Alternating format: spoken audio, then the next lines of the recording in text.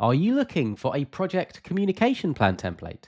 Well, in this video, I am going to be showing you step by step exactly how to create one, along with the columns and data points that you are going to want to capture, and some tips and recommendations for filling this plan out along the way.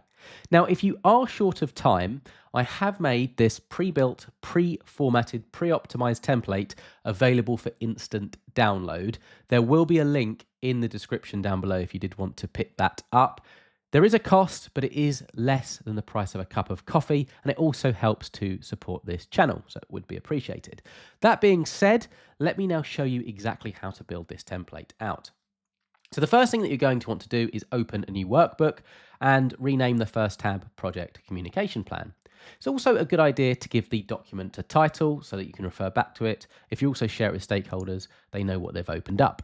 So in the insert, I'm going to suggest that you click on Shapes and then select the rectangle. I'm going to go to A1, left click and drag, and I'm going to put it through to J3. Then I'm going to select this colored fill. I think this works particularly well. It's nice and professional and clean, but you could choose another color to suit your needs, preferences, or organization's colors. I'm then going to right click in here and I'm going to click edit text. And then, as I say, let's just give this document a title. So Project Communication Plan. I'm also going to put in template just so that, again, we're going to be using this for lots of different projects going forward. So we can save this on our local drive and pick it up whenever we need it. So I've done that. I'm going to hit bold and I'm going to increase the font size to about 24. The other thing that we can do is if I left click here, we can click on shape format. We can also put some shape effects on if we wanted to kind of make this look a little bit different, make it pop, but I'm not going to do that for now. And you can put a shape outline as well. So you could put like a nice black border. I'm actually just going to move this because it's slightly not, there we go. It wasn't exactly in the top left-hand corner. So I've done that now. So we've got our document title. Now, the next thing I'd suggest that you do is just create this content area. This is really useful because we're going to be using this on multiple different projects. So it's important to capture what project this particular plan is for, who the project manager is, and when was the document last updated.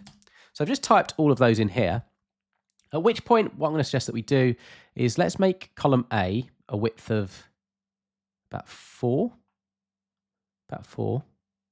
And then B, I'm going to left click here, select that column, through to J, shift on my keyboard. It might be a slightly different shortcut if you're using Mac. I'm using a PC. So I've held shift to select all of these. Left click when I see this kind of icon. Let's do it on this one. Left click, and I'm going to make the width about 16. But we may need to make this bigger in a second, but for now this should suffice. What I'm then going to suggest that we do is select B5 through to D5. I'm going to bold this, and I'm going to increase the font size to 12. The other thing I'm going to do is I'm going to put this lighter grey fill.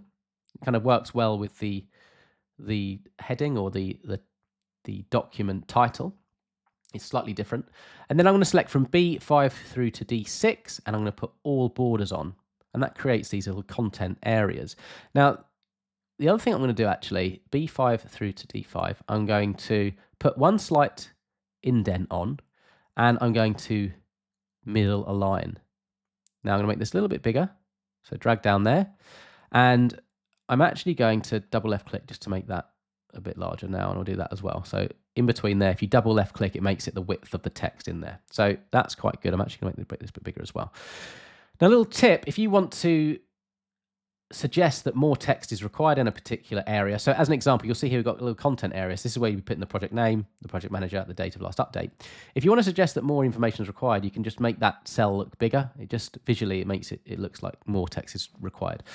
Now, the reason why we've created these little content areas is if I click view and remove the grid lines, you can see we've got this nice visual effect. So let's put the grid lines back on.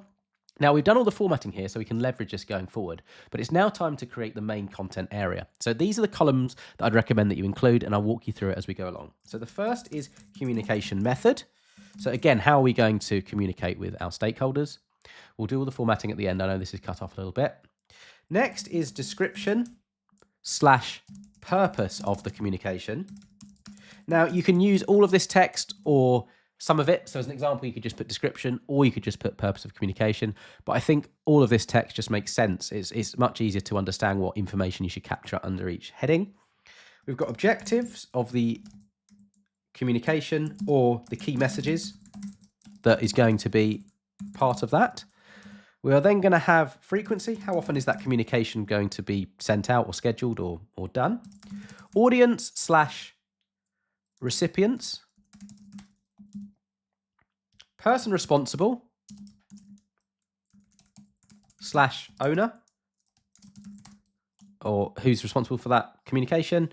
Deliverable, if there's a set deliverable by the end. And at the end, we want to have an area to include any concerns / comments or notes. So I'm going to do all of that for now. So what we can do is we've already created this. So if I click on B5 and click on the home at the top and click Format Painter, we can leverage all of this formatting. It's already been done. So left click here and drag all across to I8.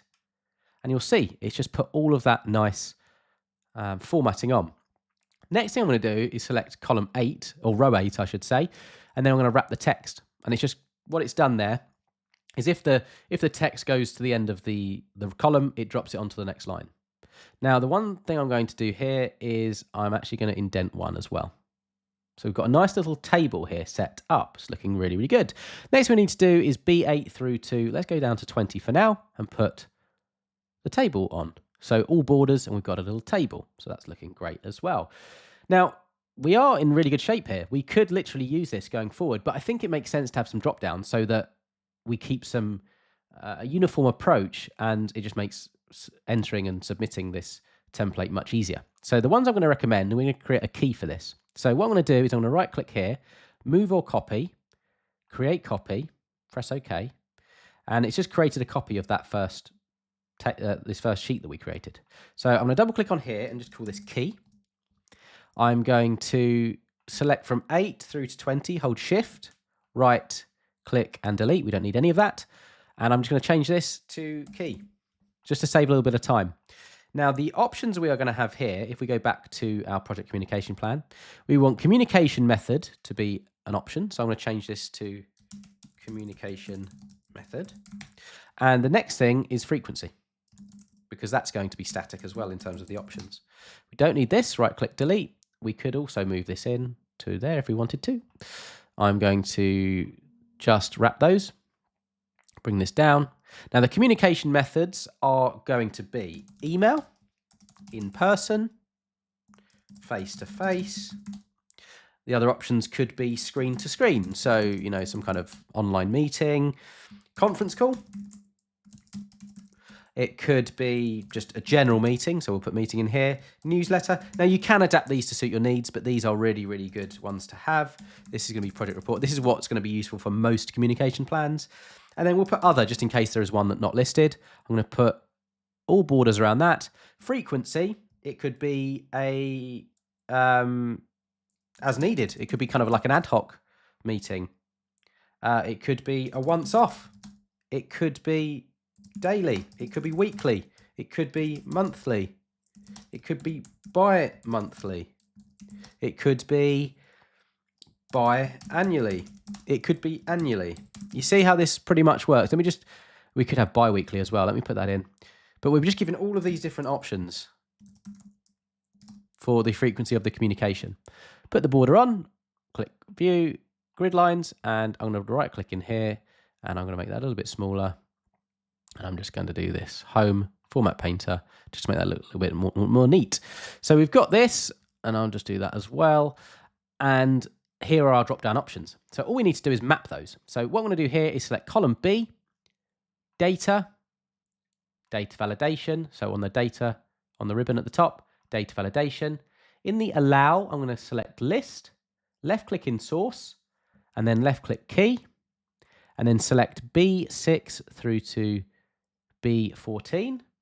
So what this is basically saying is look in the key sheet between B6 and B14 and bring in anything that's stated there. Press OK.